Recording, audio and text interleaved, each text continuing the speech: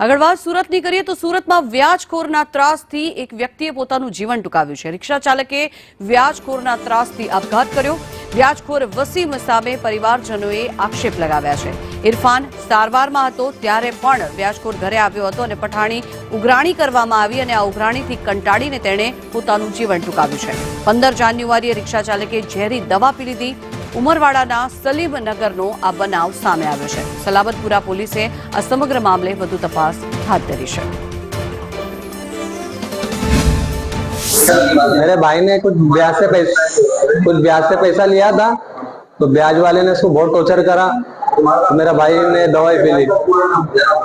Irfan Mastan Sheikh rickshaw चलाता है, किसी से ब्याज से पैसा लिया था 200 रुपये रोज से। 10-15 दिन उसको पैसा नहीं दिया उसने, तो उसने ज्यादा हैरान कर दिया था, तो उसने पी लिया। कल और हॉस्पिटल के अंदर आया था कर्जे वाला, कह रहा था कि फटाफट अच्छा हो जाएगा तो मेरा पैसा वापस चालू कर देना।